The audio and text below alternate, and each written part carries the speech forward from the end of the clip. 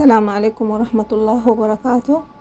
معكم سلافة من السودان، مقيمة في مصر. أنا كنت قبل 3 سنين. أنا أصلا متزوجة وعندي 3 أولاد، معايا 3 أولاد. فجوزي كان بيضربني وكان بيحرشوا في أهله، يحرشوا وهو يضربني. ففجأة كده حصل بيننا خلاف بعد 12 سنة من الجواز.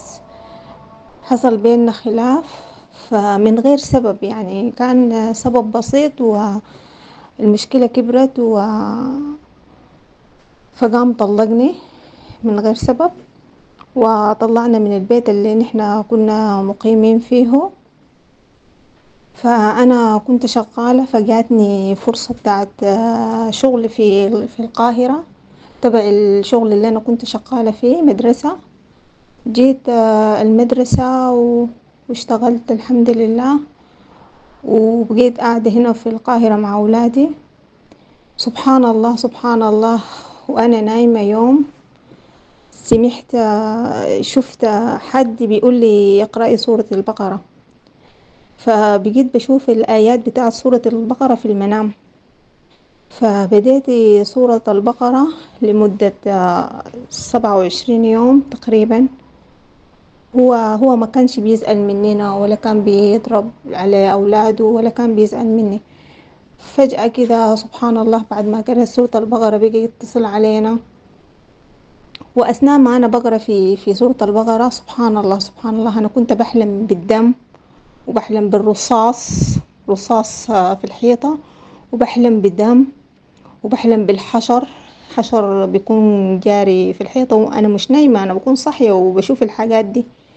فسبحان الله سبحان الله، قام جوزي رجع لي عياله، والحمد لله هو تغير جدا سبحان الله، يعني بفضل سورة البقرة. سبحان الله، بفضل الله وسورة البقرة رجع لي، والحمد لله الحمد لله. حتى هو تغير جدا جدا، معاملته تغيرت، وطريقته تغيرت، أي حاجة تغيرت سبحان الله. الحمد لله، وربنا فتح علي الحمد لله، وأنا مرتاحة جدا. وشفت من أخويا الرابط بتاع محمد حجازي بتاع الاستغفار، وأنا بديت الاستغفار من يوم 5/9/2024. والحمد لله الحمد لله، أنا حاسة بأنه يعني في تحسن.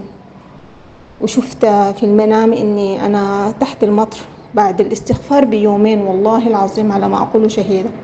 بعد الاستغفار بيومين أنا حسيت بأنه وأنا نايمة شفت المطر بيصب عليا.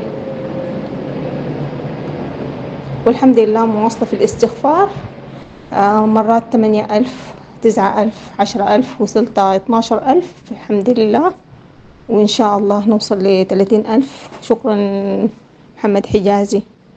والله سورة البقرة فيها راحة نفسية، وفيها بركة بجد، والله فيها بركة جدا.